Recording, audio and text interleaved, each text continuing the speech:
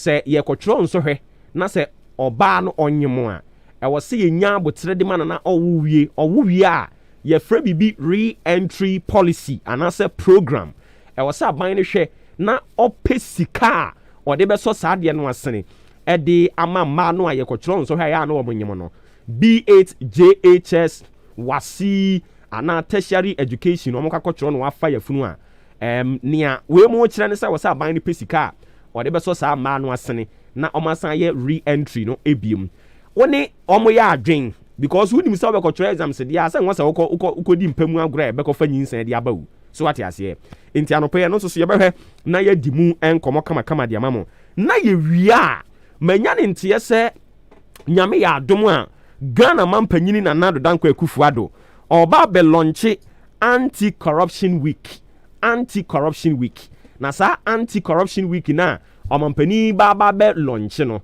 ene ye beka ho asem kakra ye bebisa insemfu aba akomienu bi na ya agye anu yi mema refi so omampani se yenye citizens not spectators and in pay I will be a citizen by asking certain questions demanding an answers from a year empanimfo a omo ye responsible to give us answers to those questions I will raise this morning. And it is all kind of na wahwe na wakoso a afam ye ho se bam.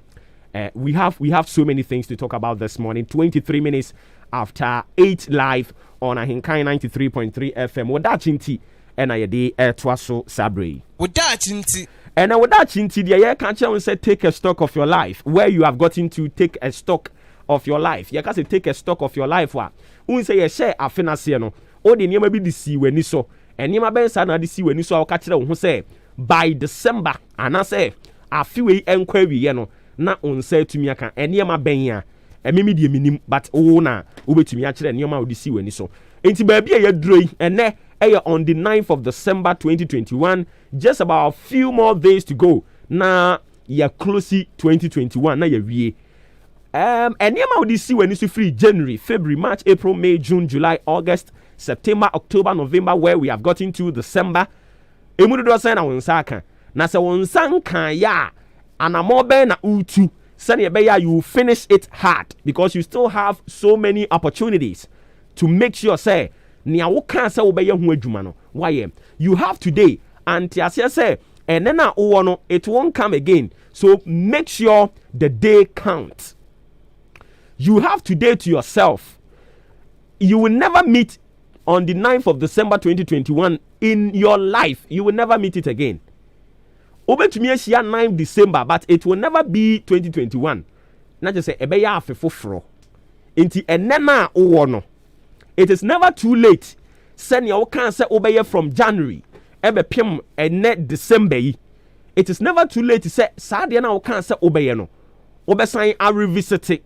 Now akwa and now be can kire wo say until I finish it I am not stopping.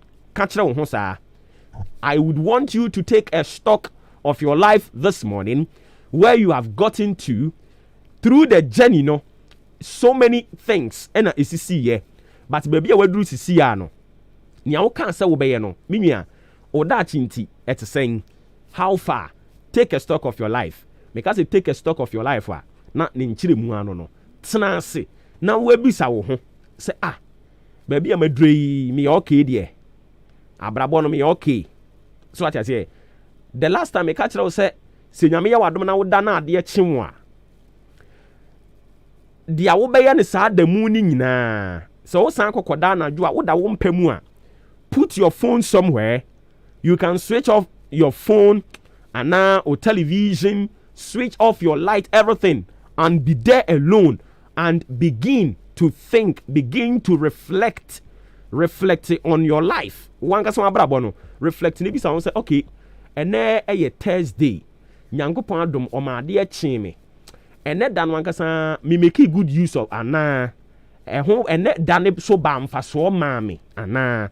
Eya no bisa ho sa abra na wo da mpamu no nti afei wo sase se obisa ho sa ansem no a wo sa ayemfoni na etwa kire wo o sorry anopa no ko ha ho na wo ko no wo ko ye bibi papa bi emfa so ba so nti se wo waste o time a wo waste o days a wo waste o years a we are able to rafi fufuru mi eye den ya obia benya afe ba ko aka nimfie ho obia benya afe ba ko aka nimfie ho se na wo 20 years a wo be ko 21 wo 21 na be ko 22 wo 90 years wo be ko 91 obia benya afe ba ko aka nimfie ho but bisa wo ho se ugusu a wo ko wani ma wunya afe ba ko ka ho 1 no ne wo de asi wani so no ugusu a wo nse ka na onsan kan ya ene anopai make sure say you will do everything humanly possible to ensure say saade no onsa ya aka oda chinti ye ne sa efama me anopai ya say take a stock of your life where you have gotten to. Take a stock of your life and see whether you are making progress or rather you are retrogressing. Ebeka chiro na fe wa position hu yie na wo ko wani mu no wo hunu kwan abefa so a you push it. Oda chinti eya ye ne sa mame na nyame onhyira wo pa. Ghana adisie Obuoba Ofori Amanfo emamo ache edeba ahinkan 93.3 FM. Okay, inti yawie ne sa na yasan ama ache ede aba ahinkan 93.3 FM so no na mame mfa aseda enkonfa man wa making yen o number 1 nyame nhyira wo e free e bra station yi ba ye bepem ne mo ana mu kurakura ye musa nyankopon onhyira mo papa nyame nhyira mo yakase ye bubo din a wanhwe yi a na yankohu obi din ammo na kofa o how de aba eni ti ba bibia radio ya no kopem ye sire nyankopon nhyira e de amamo se nyame onton su papa enfangu adwuma bia mo ye mo amoye kuafo mo amokoto beton mo amoton adwuma bia wo ye teacher ni wo ye osofo wo ye whatever ye sire nyankopon adom e de atom nyina mo so se nyame onhyira mo na onkoso anka mo ho afetie nyame ya adom a ye de bibia ya to din se buronya bofo ahinkan buronya bofo ahinkan buronya bofo no medofo tie eno no ye nsi akonwa se ye cheche nkokọ ye cheche emo ana ye cheche mmirechie ye cheche nantwie entoma daabi ye nsi sa akonwa no nemom se mugusu a mutie ahinkan matia afinie mo da so tie se mugusu a mutie no ye ne se last year ye bi nti we nya bibi foforo munim dada last year ndie she da bo ho idwa ene cheche ntoma ma binum nkokọ mo amofre radio so ebi mu nya amo ne entoma so many things but this year ye ne say ye de achede ne de ba mo ankasa mo apona no ye ma mo ma hawo achede ne de ba mo ankasa mo apona no enti ebi anope utie me ewo wanchi ubehu a na ya kan radio yi so say buronya ahenkan buronya bofo no wabepiem ewo achim wanchi wabepiem achim wanchi na ogina achim wanchi ebi a edwane mu enti ye pe akunafo na kuna no me pa achawo ena no ye kwa asore ne afre akunafo maame bi ni kunu ne call you ehwa na maame ne sore ye no kogina mu bi enti okoba na ni kunu bi san se na mi wu ye ena wasori akogina akunafo ayi mu yi o se na wo tia asie emfa so be pa ne mpa achawo wo sa akunani ne ye mpebi ye pe kunani a truly ni kunu afim ne yere afirim ye ka bia na yi mema kunafo na afirim mema no so bi kunafo o yiri afirim kuna afirim na eyampa so ate ase me mitwa nkontompo nkyere yen no odi akwakwagi wani Christmas yi ye se ye ne mo na ye ka bomu adi sanse ye ba ye magen ofel so ena mo dandan yen eduru ba bi a yetimi ko overboard na mumu bi afre yen osidabi ahade ye mfamfa ho so ate ase oh ya de bata hani mfamfa ho nyame nhyira mo eno matene eno na de abedu ba bi ayadre.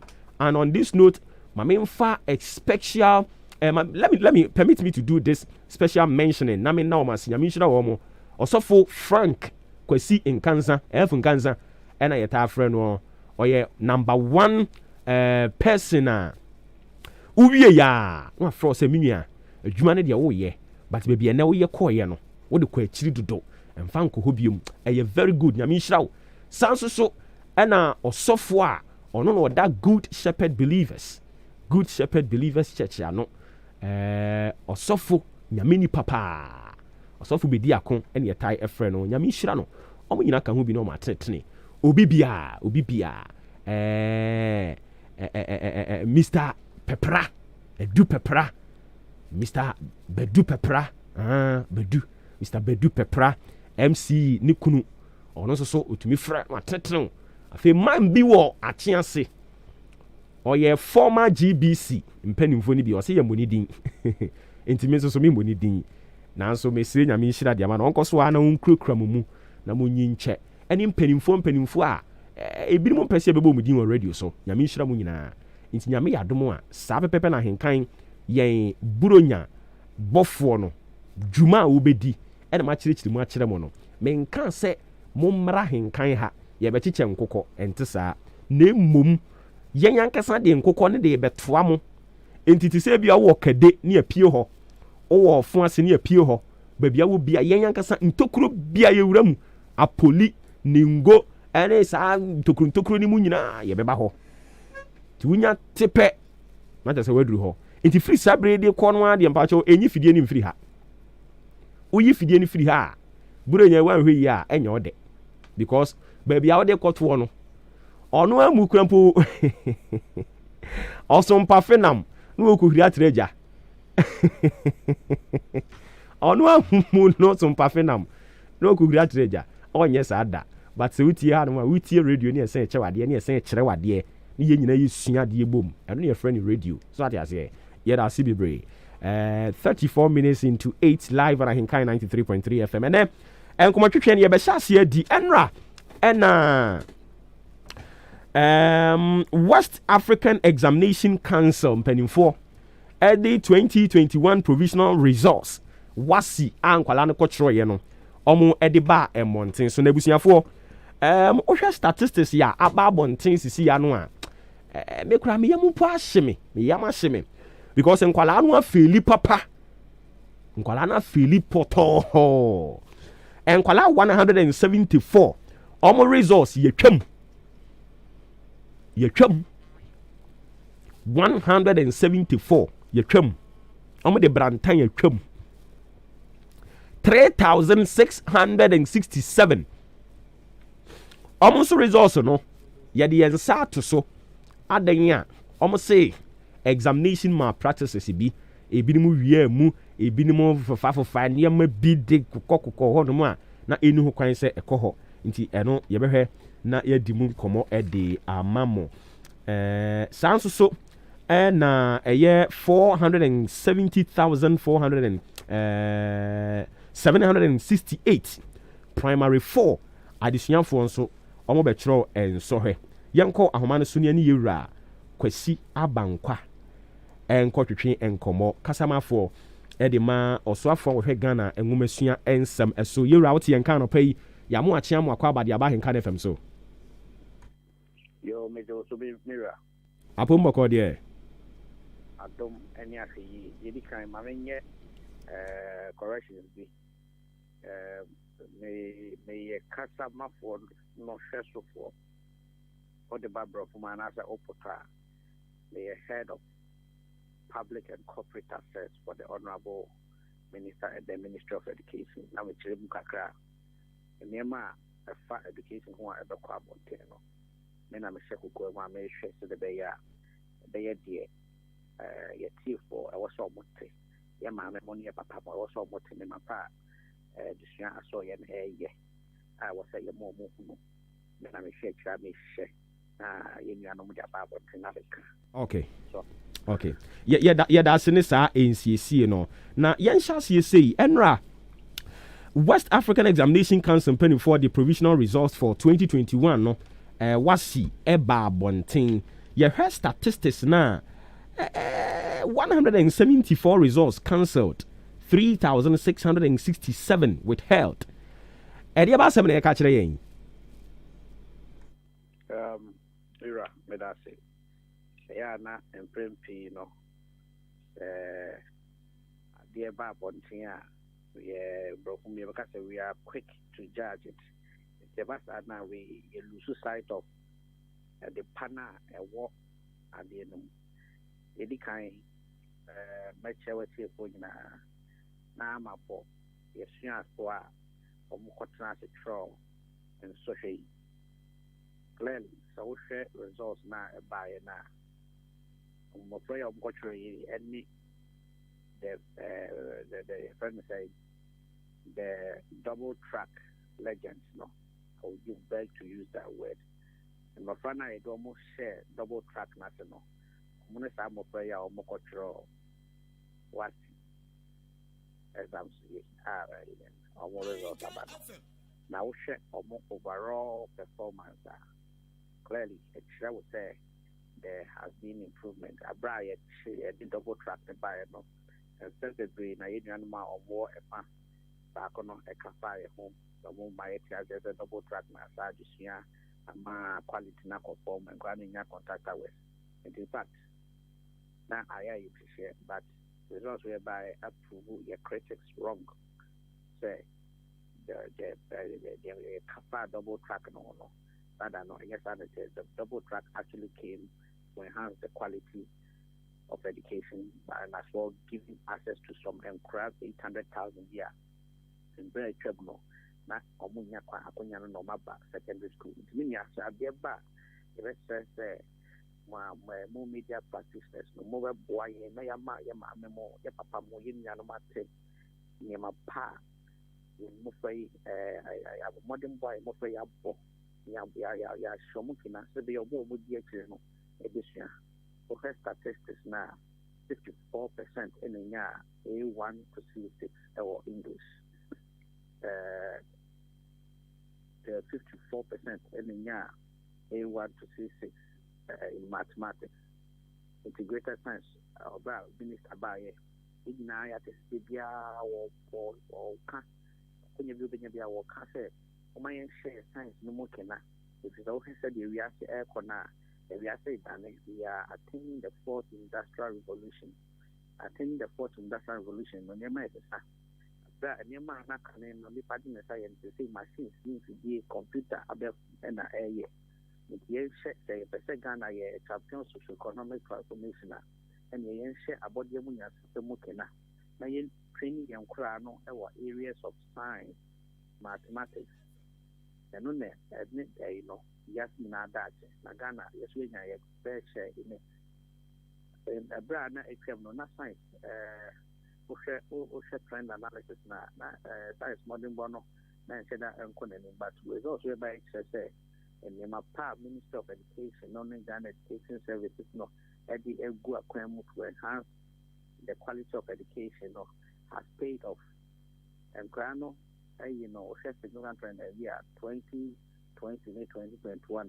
Clearly, almost 2020, mathematics was 52, integrated science was 52.5%, and it has shot to 65.70%. Then you are winning near my Pesaboka, near my and Cranabas, you show must say, yes, or my idea, and in my pedu, and at the mouth. We want to talk about failure. I'm soccer and crowd control. Nipa and the best classy and Maakye. We want to turn out the quality of Ghanaian children into the future stream. So, if you say control a soccer to say, what you don't have to just write it. I would say almost Maakye, almost 4 mobile no but almost timeline, almost rare. What say try release results no. Need back could be ordinary so much no Maakye ye. If you have a fan on look, they're not a sort can. There will be an officer night defend your thought 2 was there be a own Maakye fan from. Then you bet you can I say. A basana, you pan it also, you may not be able to meet your timeline. So more clearly, Obit Maga match on the mark somebody. Now we watch for what no one mark any friend away held. What I say. And now I am a catty behind your balloon, where they are, you become a square school. Obviously. A bit more so dear, a better calculation near the other. These are normal in your past, that's a near sitting. I made the old Damia, a dear metro more like a young congratulatory and crano. Or my bomb modern or performance in 2020 and its performance in 2021 who be with and cry a crabby 3 years, another Danko adultment. Omunya Kunya in Bar, the secondary school, no. Akunya Nyakwa, or Masaba, Akunyano, but was like a phone, and moments of no Dutch Yano, more bravo at the Sepidasminia. Okay, before I be Jawa more Kokrano, yes, okay, clearly, also show light on yeah, the positive, friend is saying positivity aspects, and yeah, throw more light on. But me no me no nyina so nim say yɛhwɛ nhyehyɛ yɛ ahodoɔ a mode agu akwan mu na nea wankasa koraa woka sɛ ministry no ɛyɛ na bɛpem nnɛ yɛkɔtwerɛ nsɔhwɛ na examination malpractices yɛ recorde 3,000 plus is it not something I was say you pay attention to? Okay. You are very big trend analysis. That is what I would want my personal guide though now. Why you share and more draw or more trends or no. I see. And until I do call back to the double track. The bra who share the global education management. Now the sustainable development goal no, is actually preaching say we should provide equitable access to education. We provide quality. And you see,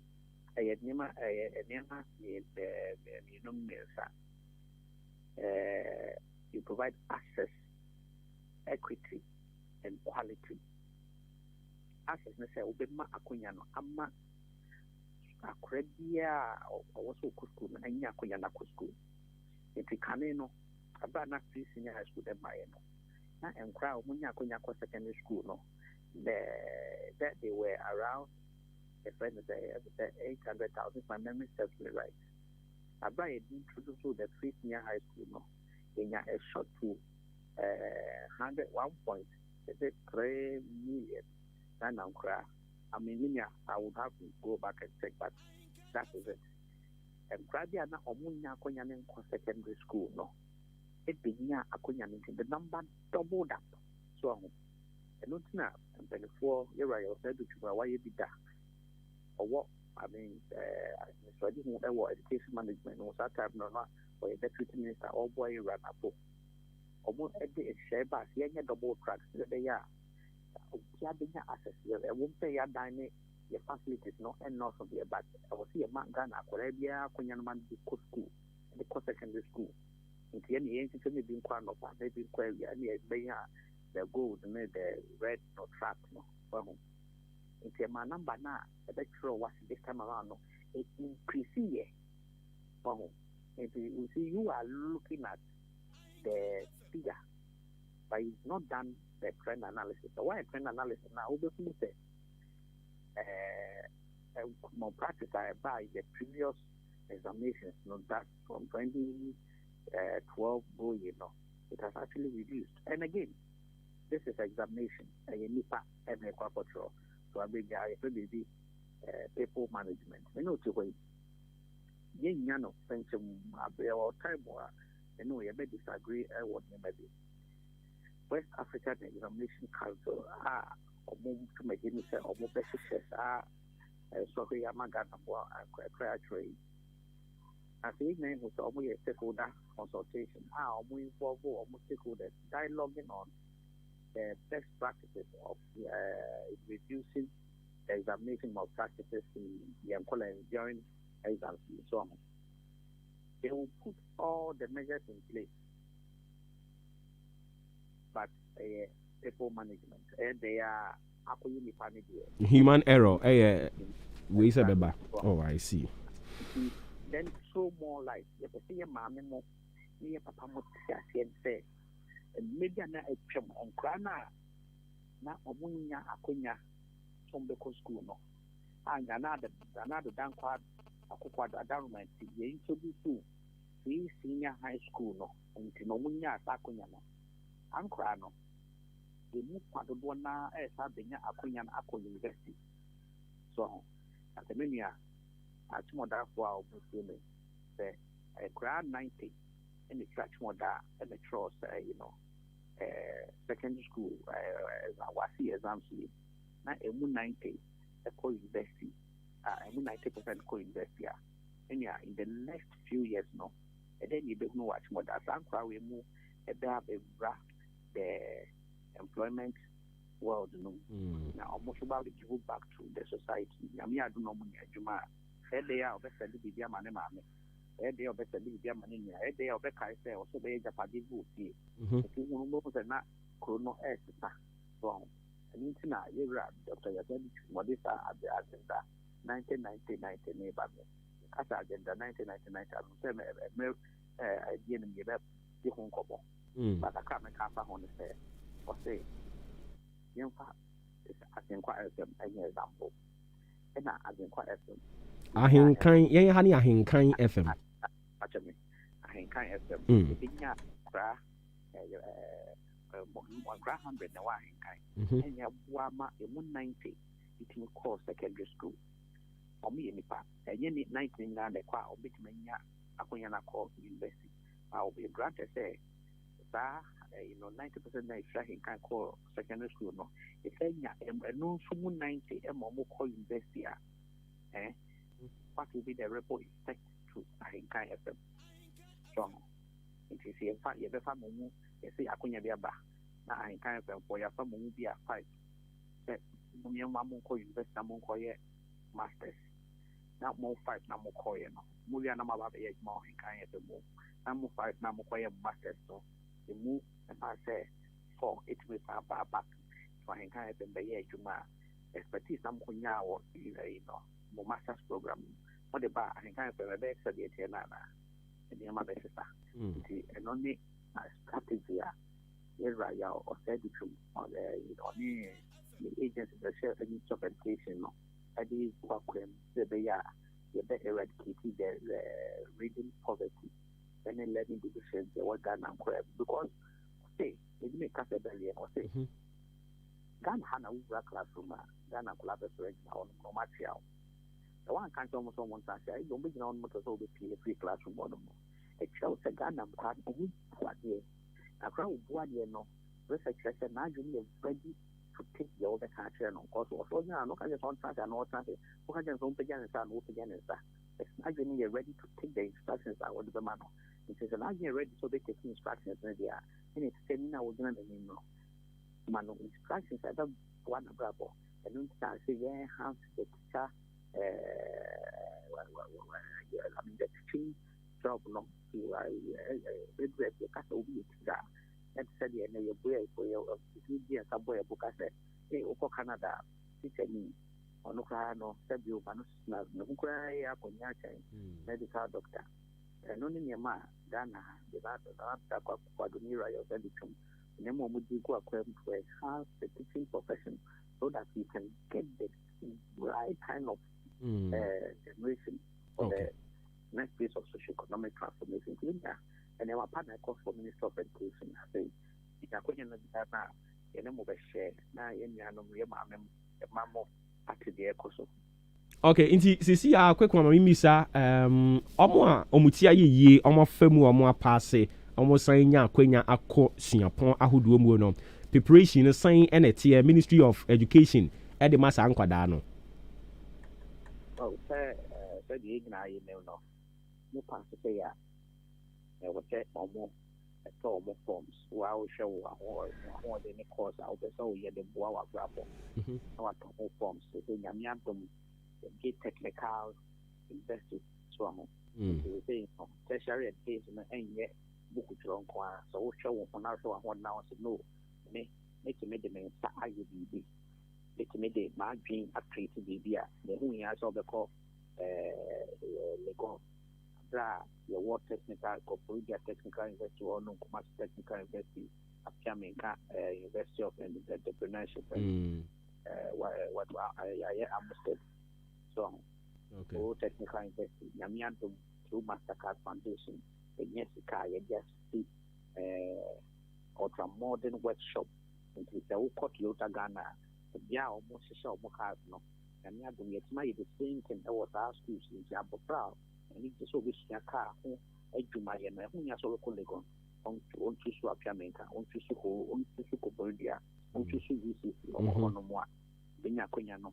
This time around, no, they had a practical aspect of the so going for a yet as a country, no, as a Basaro Prano, we just ask you now, and you're gonna have one of my age with my tanga, no Yajuma with Edima, and cause for an internal minister, prayer or champion STEM education. Brown breakfast anti-team, they can even be in their country and be providing services. So I know because I never want to pay address you come up, but it's not office. I won't cry and I'm here. But I'm a moment, me papa more. I think more that it can be a course for education. Than as I say, we have to make into the training gun and Colano, and my almost to me, almost better. It's in this reformation agenda. Okay. Yera anopema yena se bibia ne yebesa babiem. Nyami shira won so pa nti yene owura Kwesi Abankwa or head of public and corporate affairs at the Minister of Education Yera Dr. Yao Osei Educhum. 53 minutes into 8 live on Ahinkai 93.3 FM. Still on that particular issue, yes, say Ensa Ebeka Deputy Public Relations Officer at the Ministry of Education and so ankasa na yene no abo enkomodia for that particular issue. Na fe yeti ono so ne angle no say obe peke at the afa. But nonetheless, you know, as far as our person we statistics there, data figures ne sa anuma no untumi underestimate, and into yes share the progress aspect no asan share the negative side no so ekwan be na abefa so a ubi bifun up, and into say shy away from the negative aspect no so ya na ed nkakra yenko na ye Yera Ernest Akosa, Deputy PRO Ministry of Education. Yera what yenka no pay yamu achi amu akwa ba dia ba henka na fm so Mboko de. Yeah, the radiasi. Nti yani say 470,768 primary 4 students. Nyame adoma on the 17th of this month. Omo tnase actual national standardized exams. No kro mu a what is the brain behind it? Well,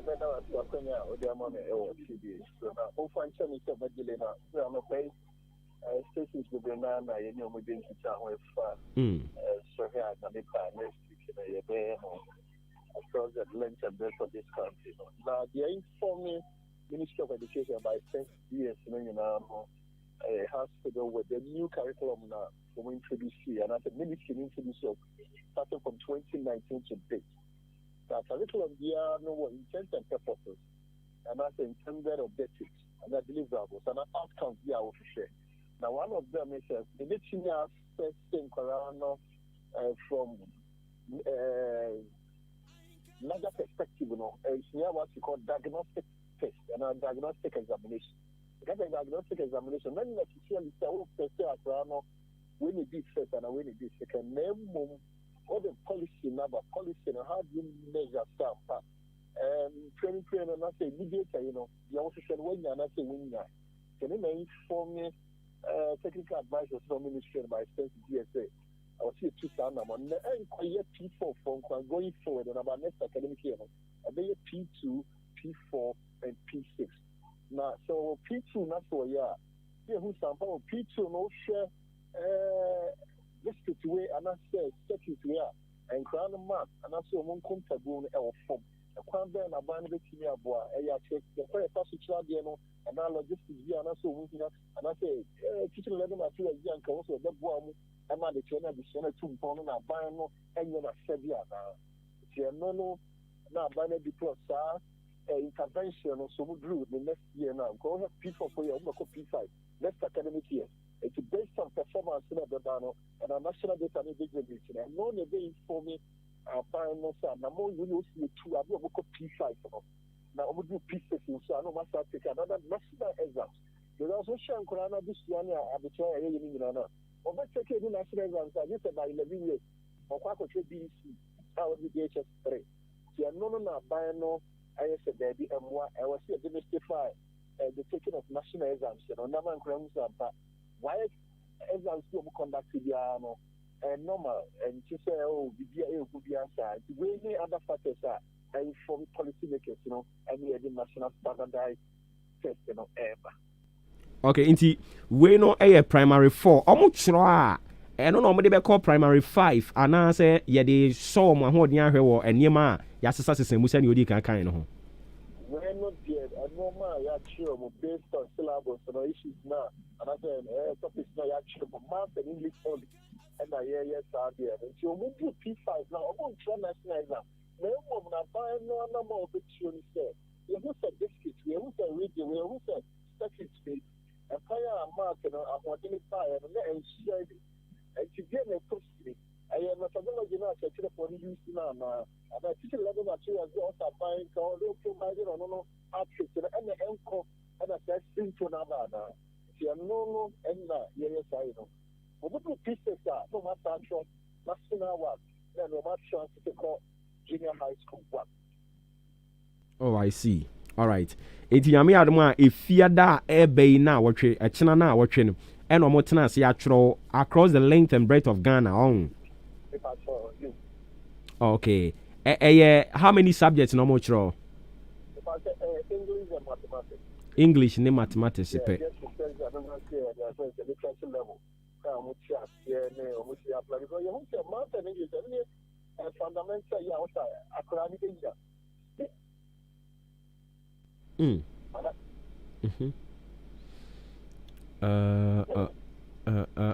Too bad. Inti yen say you be saying I raising it back on the line na yen ne ento ankomotwetwe no eso na ye wo questions be me nu ayi bisa na fe ye de SC inti yen say you be saying na ba working around the line na yen sign raising it back yen ne ento ankomotwetwe no so ye guso aye bon komo nyame yadom a echina na watwe primary 4 P4 4 no and I say class 4 no omu nyina ebe kyerɛw ensohwe omu nyina ebe kyerɛw ensohwe na sa ensohwe we nu a mo ba be kyerɛw no eye Ghana nyina omu kyerɛw maths ena English maths ena English nkuntabuo ene brofo kasa ena yese omu ba be kyerɛw nyame yadom a efiada edi yen animi ne na awotwe ochena na awotwe nti no oba na ekwa na waboaboa wo ho wakae no se okoi de okwa no so what you say ne ntumi mwa nti wakyerɛkyerɛ mbutaye nti omudi tu saa na mo no so de aman but unfortunately enkomotwetwe no yentumi anwie na number of friends saying line no aye no ho bibia wo ho but we still working around the lines and see whether we can bring him back na yenwie sa question ani epesi bisa no nonetheless simano ba kwa ba pa no pa nonkron ho ma mintwa me ho mra me ba yeto aso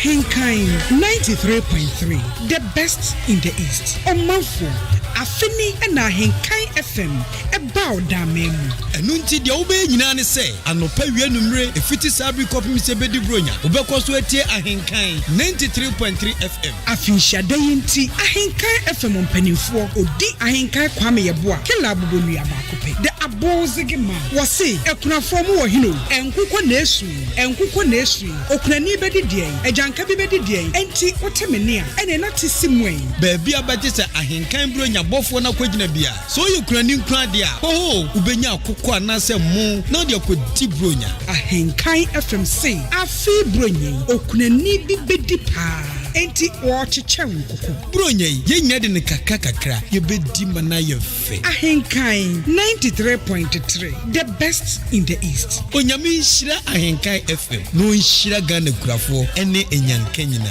Ahinkai any size Ahinkai FM buzige Radio Papa Abozege. Thank you too. Still live on Ahinkai 93.3 FM. Ebusuya mama samu akwa ba mfamra show ne so Maakye any jumedi ni din wo frɛ me Obuoba Ofori Amanfo. Maka kyerɛ sɛ ne ye won sembe sem makomako edu baako a ye bebisa empadimfo e wo Ghana ha. Especially the president of the republic ene ne interacts a omo boa no ama amamu na timi akọ n'anim no ye bebisa omo nsemfu amakomako edu baako ye pa no yi. It is not a rhetorical question. You be say we are omo pa omo nya no dabi ye bisa we omo be ya no de amayen because ye nya ntie so mampani Akufo-Addo say oba be launch anti-corruption week emo ekwa didie ma ya ye nya bi ngum what is here e say osum pa fenam nso a nkonko brewu so what is here mama kwa woman so na me nkotin komo we taw emfiri ho me tin komo ni firi wo wi na fe kwan mu ada ho na ya hyase edisa enkomo no ye ne madam Joyce Lanyoa kwa akotwetwe enkomo country director International Child Development Program. I would want to believe say mame udino ma medano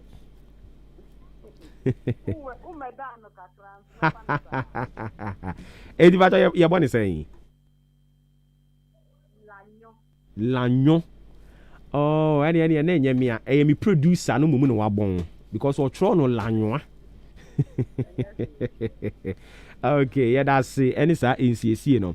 All right, inti say you can say International Child Development Program wa dia ba dia na moye na masem amudi to dwa say aban mpe alternative sources of funding and farmer pregnant girls re-entry policy no eno a ho komo na ya frɛ wa pese yedi but before no moye henfo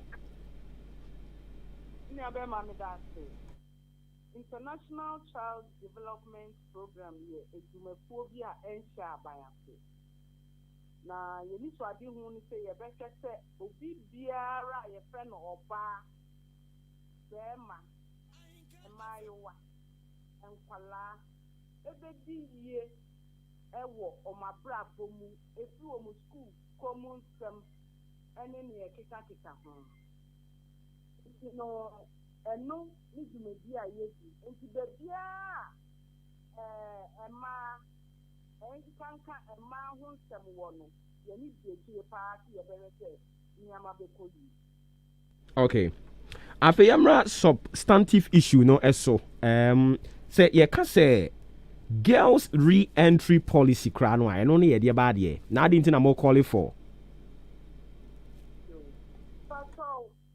girls re-entry policy ni ye say bia afan ediba in bia etwemu ya ye say emaya sebio enamkwan bi so omo ni say na omo jai school titi no ye betumi a share na ya pre omo nyana ya fakwan bi so ahwe say omo beta be school e bi tempi no mayo ni nyin ya na ye hu ni say o omo wie ya no nanso entisa school komu sem no kese school ko ya de da omo obi biara tanso eyesi enti se maya no wo kwan bi so ma fa ni senya no ma we so na o timi sa be school enti sa enti se no re-entry policy a Ghana Education Service ebiesi ho no stress abaye bia nam kwan bi so ni sen ana onia ana bibia enu ti wenti nyan ko school no enti ye so mu nyina tra kwan ni o mu sa be school. Oh, I see. Na say obi ono ma fire fun wi afi school no kra tin ani so ono no ye be ne den. Sanetie enti ni ye ka nsam no ama amanfo ati akese so obi panyin sen a na owo school mu entrance di school ko no eti. Nti say ye re-entry policy no wo ho a except otimi san be school emra wawo ewie echi no. Awo foto me boa no wo ne mba ne hwenu mu. Ana the next week was potemo or two within the call. No nyapa eka beto ani school so. Oh, I see. Yanhwe emma na ya na ye bekotro exams because of this re-entry policy amoche say enhede ni honti na omodo amho afra kotro enso hwe ni bi no psychologically no eye den ne koso o ma adwene mu.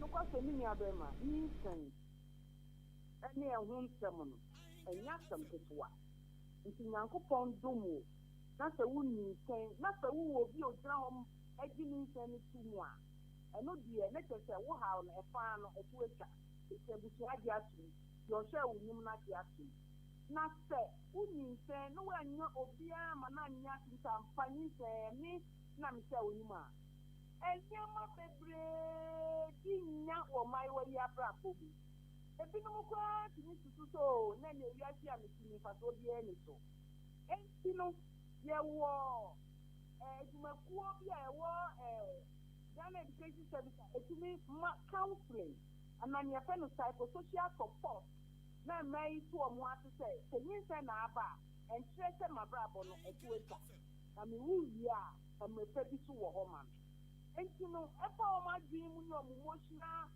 thinking ne dia enya sam ketwa na so efutuo ni nkranhye efi etitafo afa awofo nso afa etumi bua moba no na dwi mu sinu kakra emo hu se eni da so bi wo ho man da achi I see. I don't see ano sani awo kan funding ne nhye de ni ho e na mo twe mpanimfo adwene de asi so mo kan de agun framam na mpanimfo ate no ma ye ho bibi ana mo aye madwene se mo ankasa mo betu ho ana mo akompanimfo ho akobo mamane eno kwase mi ya ye no die enya di aye kan agun framam sani America ta na dedi ye di begun krata so ya hwehwe mu ehu tesika otia ya di boasa su re-entry no aban seda NTV hosta enti eye donors international donors UNICEF UNESCO eni nyumako ya kika ho FCDO eye UK omo no omo boa na so kwante eye sam na fa ye hu ni nti no esa aban tini sebe ti hu ti ho pesika putin bi ti ho a ya di beboa amadine bie a konkan na magi ye se hu se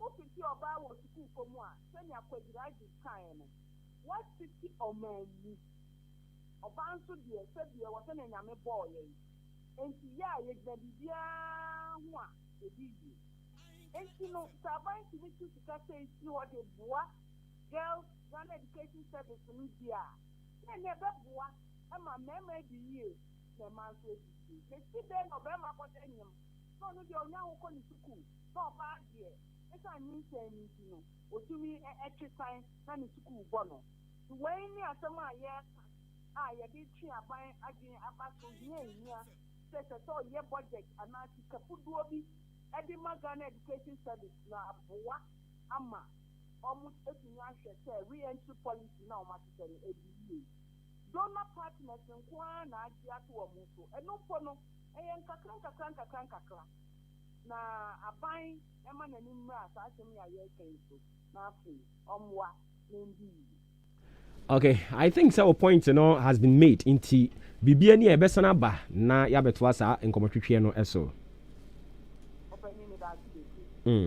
into yani country director at the International Child Development Program Mame Joyce Yanu ena kwatwetwe enkomono.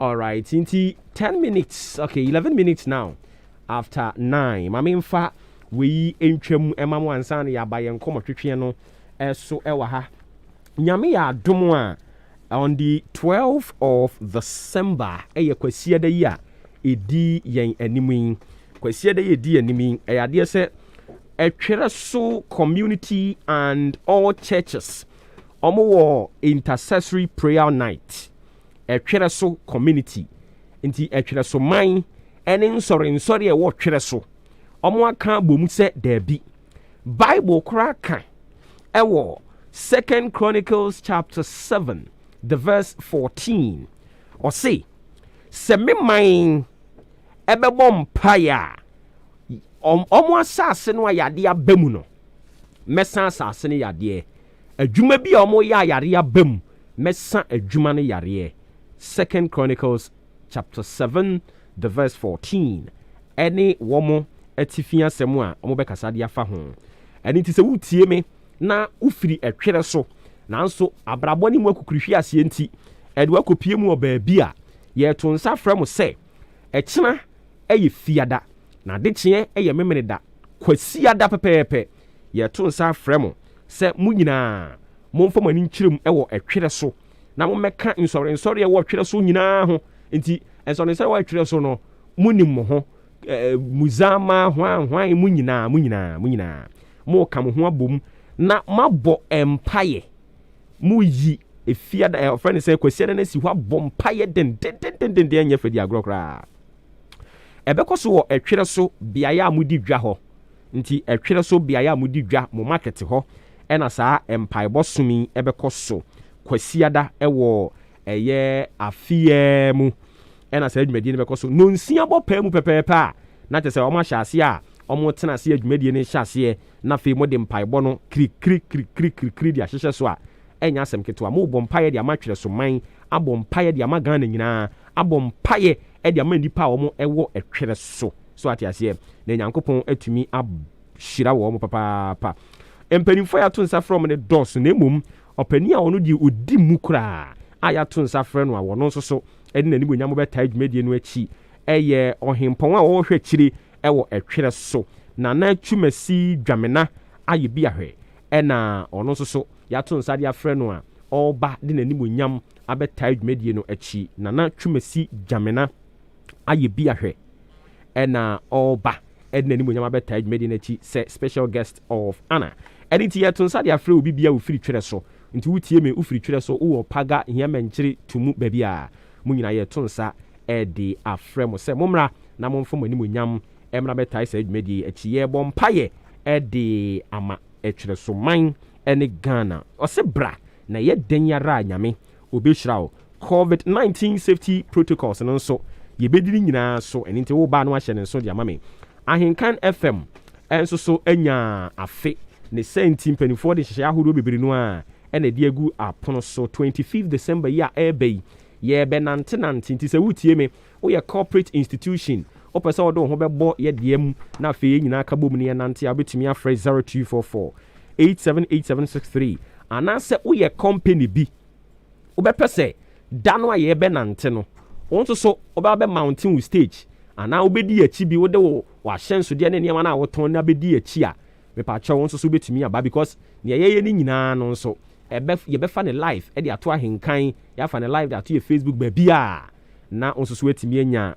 sika no a wode ba bɛhyɛ mu no watumi anya so mfa so frɛ 0244 878763 0244 878763 ɛnwanyen adesua no mpanimfoɔ ayɛ ne sɛ course ana ɛba abusua yɛsrɛ mo ntrɛ mo days ni mu kakra abɛn dodo yɛnya nka yɛbɛba nanso so abɛn dodo munyɛ bibi mfa ho mpanimfoɔ ate nti ɔma yɛ bibi afa ho ɔma twe da ne mu nti nka na ɛyɛ ɛkyinakyi ya na nka yɛba so mpanimfoɔ so ɔma tie nsɛm ana mo ka no nti ɔma twe mu ɔmo de kɔ January ne da ɛtɔ so ɛnwɔtwe ɔmo de kɔ hɔ na atumi aboa ma nipa dodoɔ no ɛso tumi ɛde ɔmo ho awura mu bi ɛne ti wotie me wopɛ sɛ ɔba bɛsua sɛ ne ɛnyɛ nwa na wonya so mfa so a ɛyɛ Ahenkan FM adwuma mu na wabɛba woba na waba bɛfa saa forms no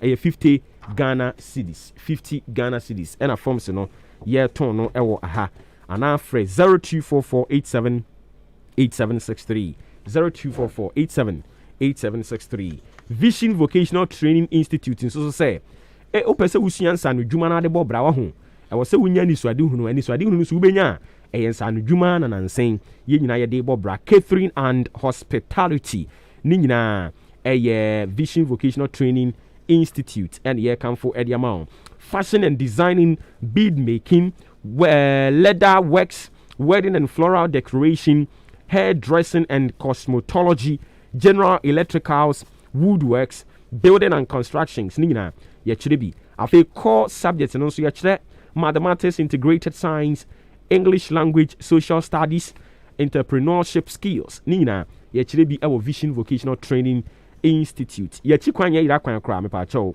Yɛwɔ Achemaboabo Adotɛ Junction Living Bread School mu hɔ nom a wode kɔ ɔmo school mu hɔ nom no yɛwɔ. Saa nso na Wasa Ekropon campus no bi wɔ Nkwansia hɔ ɛna Nkɔkɔɔ ɛnso so Nsuta wobɛhunu Vision Vocational Training Institute campus no bi ɛwɔ hɔ ɛnom.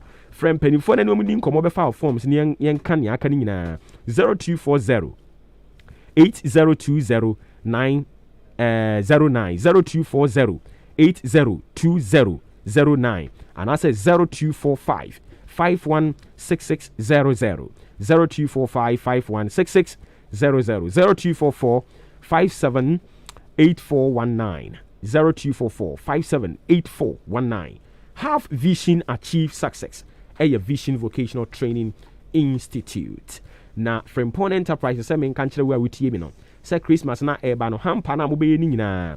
Ade a wo no ehope na obinya saa niam na odi begum no. Atimi aye ne kama pa. Obi na edi ne Christmas, obi na edi ne bronya, obi na edi ne birthday.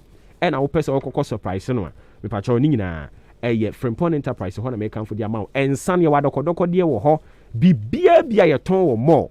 Oba Frempon Enterprise abenya bi ato ewo ho 0244897525 0206473953 0242111236.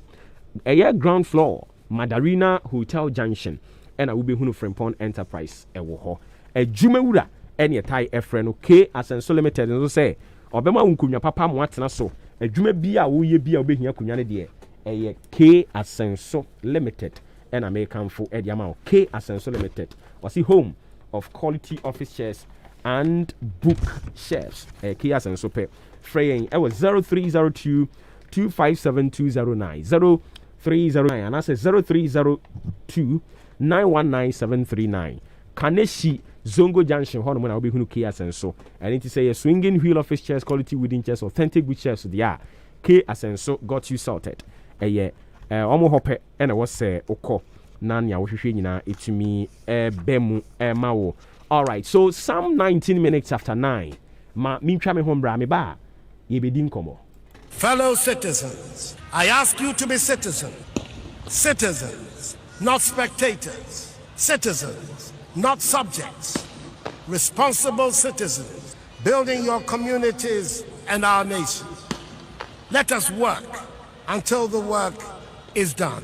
Radio Papa Abozege. Thank you. Obuoba Yankopon Islam papa Yankopon Islam dia nkan mpo nipo no na dwen ho so de adwuma we ba ha ni pakon ogitum Yankopon Islam se nipa na Obuoba no pe wakan sema man papa Omo Yankopon kan ho na de kan ho na yi a kire wo Obuoba manage ma ho fama se and metimi nya because my trust every time we a product, to be frank, you are a product that we have to be proud of you. Nyami shira obebre Radio Papa Abozege. Thank you. Obuoba Yankopon Islam papa Yankopon Islam dia nkan mpo nipo no na dwen ho so de adwuma we ba ha ni Radio Papa Abozege. Thank you.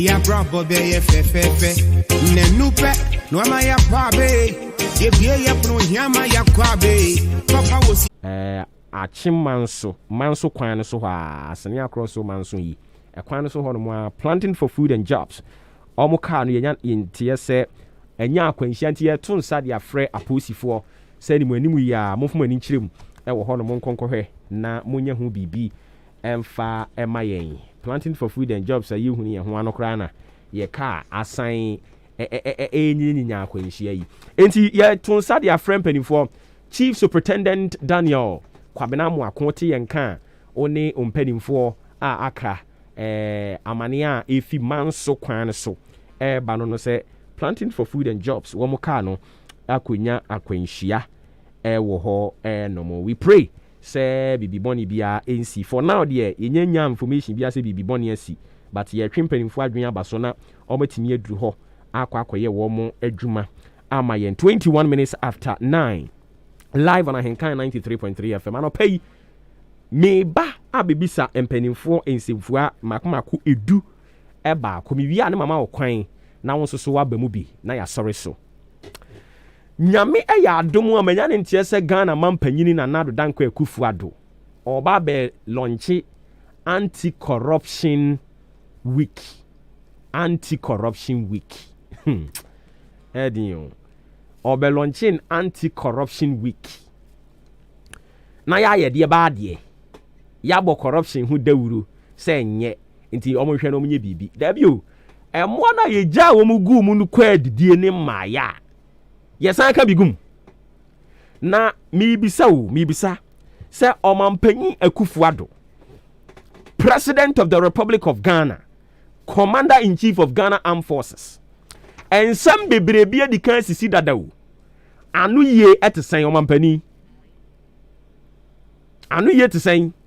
Because yes say ebi se wanum na wotu bi eben. Enti mi nsem bisa mi ba be bisa ona e mako edu baako. Enya rhetorical question. Eno aka se anu ye no wo bi ho. E wo wa wutirim. Opa na wi ya no. Dabi. This one sings Sawama Ghana for nya ntie say Oba na wababa be launching anti-corruption week no. There are some incidents being so SCCA. Ye bisa wo say e ho asem sen e na etie. Number 1. Question na mi bisa number 1. Say Ghana for mokai PDS. Mokai PDS. Afe duru baby crampo na almost say PDS na just say produce the nkrofo kwa de ba be ye terms. PDS for ba be J ECG omo asset asset na ba be J ye no o keka sika na ewo mu a na eye 20 billion Ghana cedis asset and a PDS ye omo adwene say omo be J ECG unse Ghana for refi. No wonder say kan Mampani John Dramani Mahama ka kire yen say we have short memory. Bebre no refi PDS 20 billion assets. Ena ye say omomra magin free ECG for no manage. They started collecting some money. Sika no omogigi ye na it got to a time where Ghana buying ebeti ase say PDS contract no omogigi free ECG for no omonkrata asem nye omo niema collateral ne eniema nsachi ba ne niema bi anka wo mo de ba be ye enyinamu mortgage edi agye sa contract no na omo aye no ebebe to Ghana fo nyina anim se omo contract no enkata asem omo provide ye no bebre enye accurate and I would want to quote Minister for Energy then and some more kan or say, and I quote, Minister for Energy John Peter Amewu told Ghanaians that the insurance guarantee PDS presented for the takeover of over 20 billion assets of ECG was fraudulent. And yamina me kan yo sabra no swafo no ho no mo John Peter Amewu and on a member of parliament who or no chrono on only 1 year who are now hoy on a member of parliament hoy Sabra no a minister on in charge of energy and we can't Ghana for say assets now me yes so more than you need yama PDS no o man pani agu father say anything or be launching anti-corruption at the end 20 billion asset of ECG Ghana for dia and ye say ye done the ama PDS and PDS uni be your na mumpo e wi akire Ghana for kra san fa ho eba e kaketo bi nke etua judgment debt over millions of dollars and a board Ghana for be payment on Mampani Akufo-Addo say or be launch anti-corruption be payment and ye nte ho asemo minister sector minister then John Peter Amewu tu nanum tu pain say document omo present or stay or say John Peter Amewu told Ghanaians that the insurance guarantee PDS presented for the takeover of the over 20 billion assets of ECG was fraudulent. It is a fraudulent. Now, actors of PDS, your brain behind the PDS, they are still walking majestically in this country. Some of them, they have traveled. They are living their luxurious life. Nobody seems to care about them. And we are not even talking about them. And some 12 for abandon saying, your stomach politician, stomach journalists for and agenda setters. And one said, we call them, we give them money. This is what we want to do. Not more cover up some ills in the country. And let me be some PDS ya John Peter Amewu betu na mutu try Ghana for say insurance guarantee documents ne niam mo present ya anka mo de ba beje the management of ECG and mo shase akwampo GB. You started changing nneɛma wɔ ECG hɔnom a mo hyɛ aseɛ bɛgyegye sika. You started collecting some money. Sɛ sika no ɛho asɛm wɔ he. Ɔmampanin o bɛ launch anti-corruption week. Ɛnea mi bisaw saa deɛ no ɛho asɛm akosi sɛn. Wankasa ho sector minister then ɛtu n'anim tuo ka kyerɛ Ghanafoɔ pɛn sɛ insurance guarantee ya PDS presente yɛ no na ɛyɛ fraudulent. Na Ghana mmara mu no so obi presente fraudulent things a ɛhe fa na wɔ so wɔkɔ. Wate ho asɛm biem. And one say aban no issue a press statement say omo agye contract no e dey free PDS for nsem no ano no yente ho asem biem 20 billion asset of Ghana for adwapade o Ghana for adwapade anka ye jamu di ama fraudulence fraudsters anka ye jamu ama fraudsters, and to date we are not talking about it. We are all quiet because it is MPP which is in power. Nobody has the right, nobody has the impetus to talk about them because it is MPP who is in power. Some of us, we will ask you these simple questions. I don't think that I'm launching anti-corruption week. Me bisani biem. Chief Executive Officer at the Ghana's Public Procurement Authority.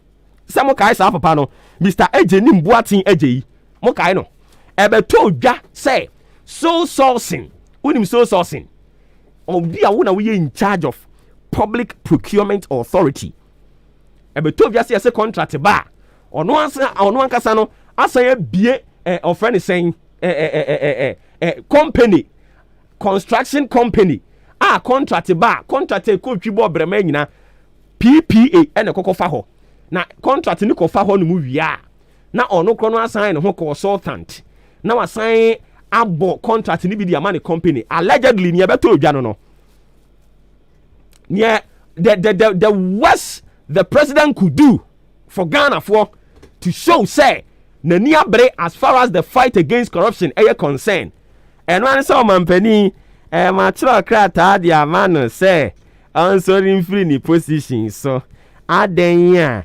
and 7 veto jano we are doing 2 separate probes, one on conflict of interest and other one over potential acts of corruption, and that is all to date.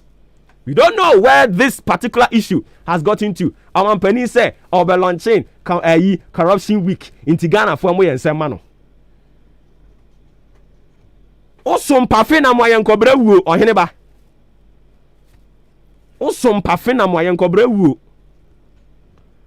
if you are able to provide answers to the questions I am raising, I am not saying you are not doing anything about it, but where has it gotten to? The issues are making one summer no pay no, and one summer could do saying it could be you are doing something about it, and you come tell Ghanaians said ya wo ya fa hunye PDS assembly ente Omampani yente so ka ho asem, sector minister yente so ka ho asem, ho asem akosi san me de asem na bibi sem anopa yi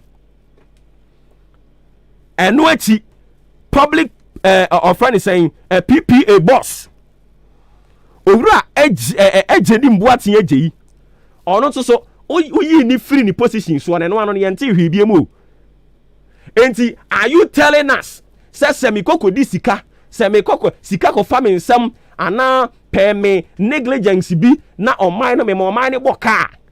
The worst thing that could happen to me and say obe sakima mama ko fia na. That is the question that you bisa no pay.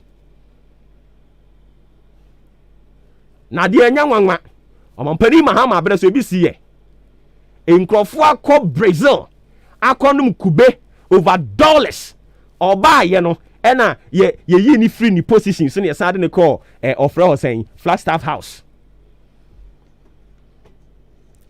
Question number 2.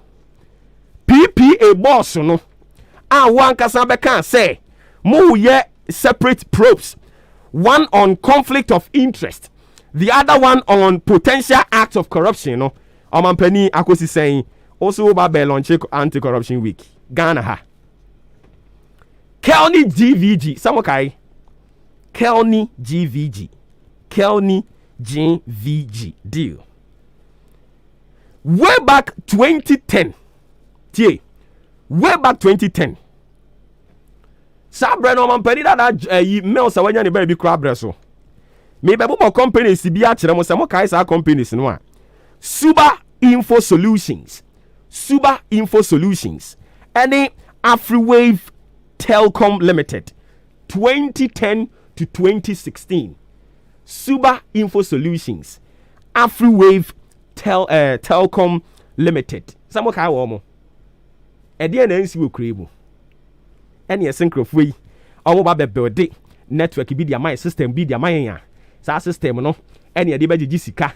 Ene free telecommunications fo ne ho. Ye de be monitor omo revenue so eba. Na ya san de ahwe sika wo so mutua de ma ban no. Way back 2010 2010 to 2016. Sabre MPP wo opposition. Ono mo soa wo ma no. E de no kel ne GVG enye papa kotobekum ma ene mu bekum Ghana fo mu be wia yen Suba Info Solution baby abefa bia Suba Info Solution Waterville isophoton samokai aha samokai ade omuti opposition no omo kasa ditia kel ne GVG na nye ebekunya omo baaye ene omo san ne kel ne GVG no omo se enye no ekuku sign contract $89 million eduru baby omo ma chire mu nchire na maame Esle Usu Ekufu nibu afu. It is only in Ghana and at the so-called yebes omo ba yebesom afi omo ba na osom ne bre ne so na ubisa omo question a no omo kokoti no makaka bensem omo dwe ne ahantan no na ba they don't want to submit and serve said omo ankasa kan ye no na de yi home minister Mahama Yarega Mahama Abreso ono no de Ghana for players ya akwa bobo aba no a sika ni mu na ho aye bisa no Mahama Yarega ka kire in some for nation Christ me it is only in Ghana and I so eniema fun so say when they are coming they appear like pious appear like pious ye de kronkron oboa obeduru ho no mo a ono so de ne nsa bom corruption no odi dware na we mu nyina ho no ma ye adwene ho a say o be launching anti corruption do you have that impetus me be so do you have that moral temerity do you have that moral right that locus to come tell Ghanaians to say o be launching anti corruption week for what? Meanwhile, Sansam we nyina sisi ayente ho hwe. Ho ani ate se PDS odem ana de ni gina court. Ho ya. Ho ana yate se Kelni GVG odem ana de ni gina court. PPA boss am ankasa kwampo admittedly muji tu mu say there could be a potential act of corruption. Any conflict of interest. Ghana mbara no say ne kire. Yenim say adie bi ebeto bi a wose fa PPA na ye de call competitive bidding devoid of sole sourcing, but this case papa no we book PPA mrano so oda so ho no one is talking about him or here ba me anyene ho and no corruption week no why. Question number 4 media mi bisa wo a married deal I nam so ma yewura ajaako ye pamo no ade ni free ni position so a married deal no sabre just say time MPP wo position it you omo be ka kire omo be ye deda ma Ghana for G2 mu say a married deal no eye demon a ebekum Ghana for sabre no contract wo mu sign ye no na sika ebekum $510 million. $510 million. Ya no mo ba ya mo be kan say dia ko fidi awuo ne don be ye no obo man $510 million ne nye eno mo ba ye no mo si ya be review yantwe nko yantwe mra mo so de ne koduru $1.375 billion. $1.375 billion. na obi aye ne de 510 wo se enye o de no eye no akodu 1.3 billion plus o de ne ye mo ye nsem ma wo eno kra be pem ne eda so konkon ho na ya no musu tumi kosinsan contract no ye nhia American contract ya mkoko san ye way back mahama breso na hu hia but o ma kosinsan no ko fio a obi benya dinti American deal ekonkon ho ye nte ho asem na nsan ye san hu sa san ko parliament bi mu o mampani se o be launch anti corruption week dia ye bisawo eno so akosisan media na mi bisansem yawo Ghana harmona Minister of Lands and Natural Resources hey Peter Amewu onso bebre you baby corruption wo bia na ye hunu ho tie the Minister of Lands and Natural Resources Yewura John Peter Pierre Amewu o say o defend Ghana by den the fa $3 million drones so okay time aye ko atia galamsey no ebeto dwa ne ma hunu wo newspaper ba akumu eso am say am de ni hyehyɛ bi de ba am de be monitor galamsey excavators no no ma tracking nyina kyede den am ka brofo ye wo Ghana ha e na be ka kyerɛ say am koto drones sun say drone bia betwa mu ha e ko ha ba bia ye galamsey wati wo wasum bia na me wati medium nte ye betimi aka kyerɛ me na send sound in it here no me so ma time aso din metimi etie bi $3 million yes say ko to drone e dia be monitor galamsey sites be pem ne obi be say oyu yente hwe o mampani say o be launching corruption anti corruption week e bia na corruption week na be launching na say anti corruption week dia na ye bisa question we mo fa no yemre yen yawo Ghana had a Ministry of Railways Development Edebetu Ghana for him say Ghana buying any South Africa buying sabro peni na ho jogati Ghana buying any South Africa buying ayoma dwene say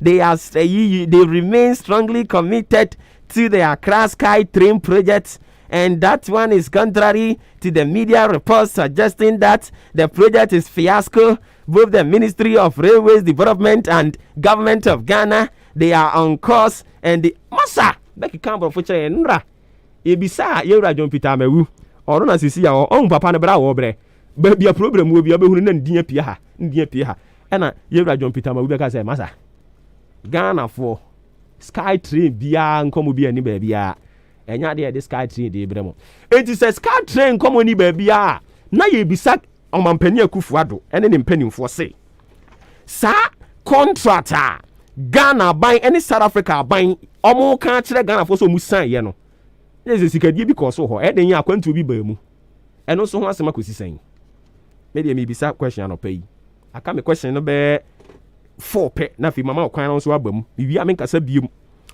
Ghana buy be ka kire Ghana for say omo secure 100 million startup fund Eddie free Ghana Investment Infrastructure Fund efo ho omo de be den ya omo so mo de shase abesi agenda 111 me be so agenda 111 any specialized any regional hospitals across the country omo so mo ba besi na no so ho asema kosi sen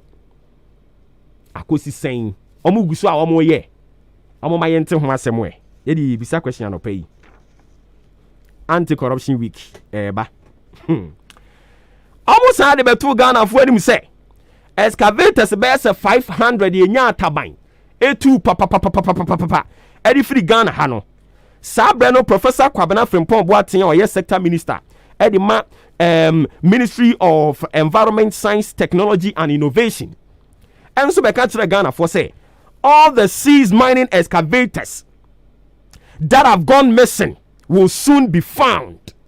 Me pa cho excavator wan hunu de so de yira ya wan hu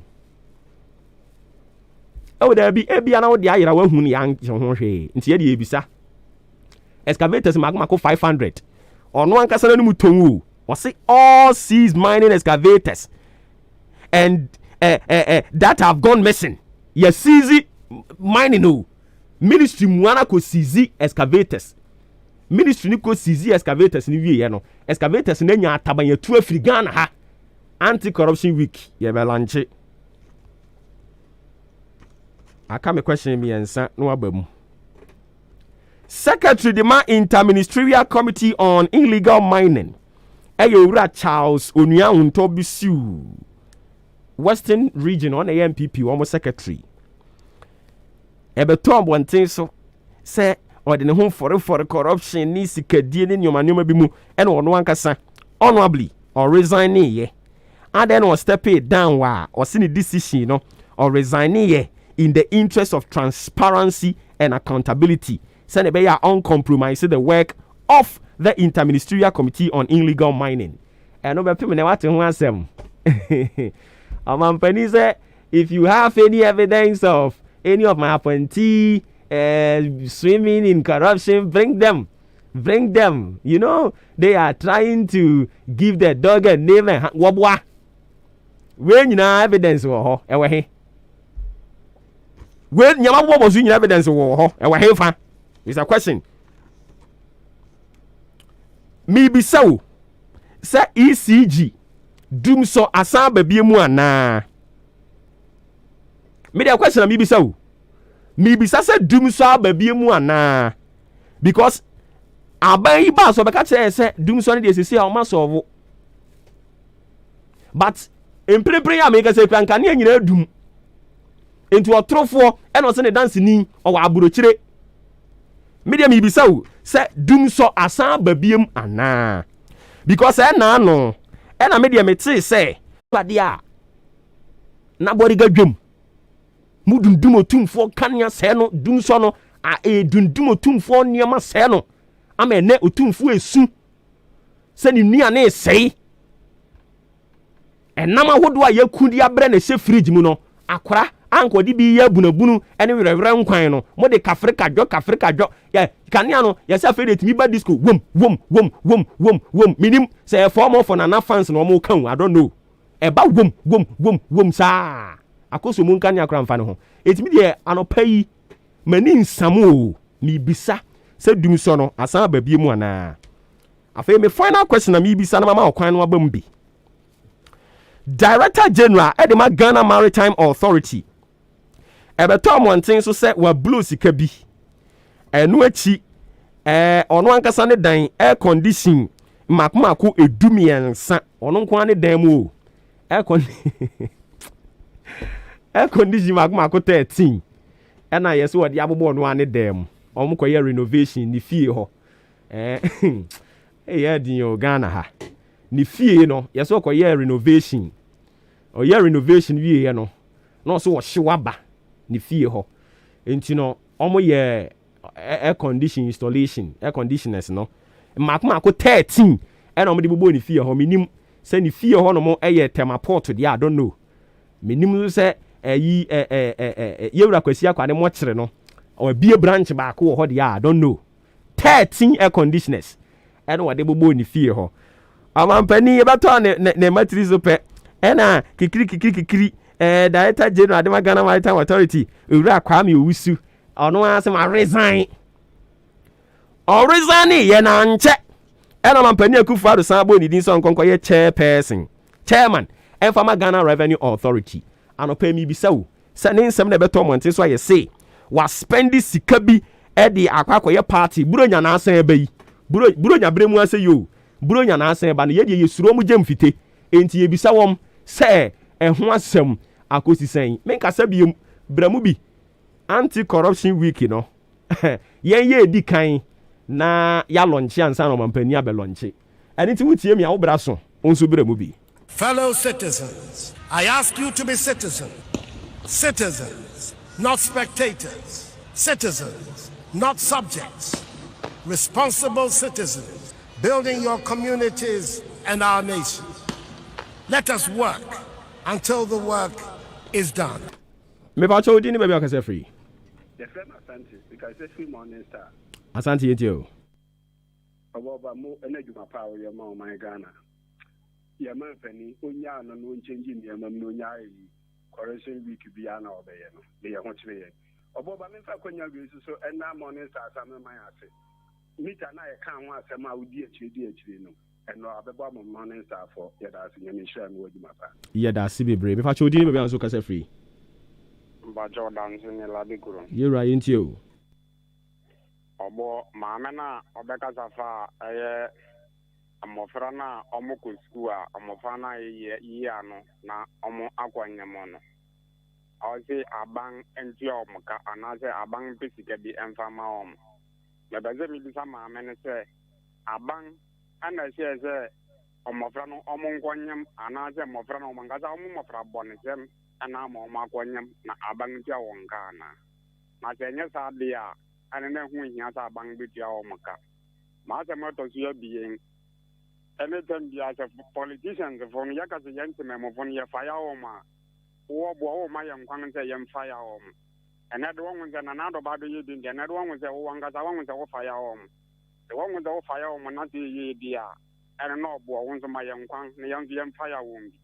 That was it. One in Yamin Yodum. Yame and council, but also didn't be a free. Boss, into you. Oh, my name is Grandpa. I do the way you do. I didn't share your dance, okay, and just it. I want to come out so. If we say, no, I say, I am Mrs. Na, I honorable Kosaka, and then about what some of my for. Or would you two miss on me, but I want some to say, maybe I'm asking you. Okay. Because that's the answer. I am me answer. I'm looking at the Sky 2 million. Also, into 2.5. I say 2 million or no, almost sending for 2 million and black. Na eremita na ba ma be stiga na aka obi abebie container for kra onya 1 week awo mi antin chen ono na meter ma mi antin o gini sika na meter mai mi bisa se meter no asa anaso mu kusu tike. Okay.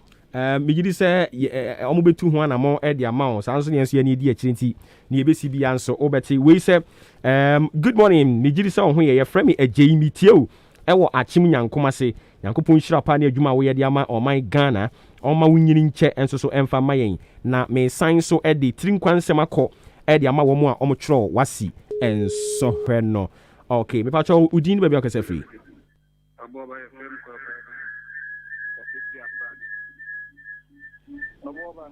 Yes sir. Your collect here a private no can awesome. Obuoba still collect no obi na ye ho here mai. E ma wulam na manfo hotie. Nti me siramo. Ye Chelsea ani be bia ye begu bola no. Muntu nwa na mama ye. That's it. Yeah, that's bebre. Mpa cho nsu din be bia kase free. Nema ba ye vero kwa blabo ahe. Me very preparation for enterprise. Lawyer Yamin Slow, and what you may way. Now, the media can say Yamin Slow, no slow pan, was if we now. There is an engine to mean Calorona Wakano. You would train in that as a year would be in 2024. At Tahia, you training in an yes, Yabuay, at the 2024. Ayenso nyamebebwa ama yenso yenni adawa me say that's nyamin shaw so me fa cho onso udin eni kafra obetimi asan ba onso udin be be kase free. Hello. Hello Obuoba. Yes, orient you.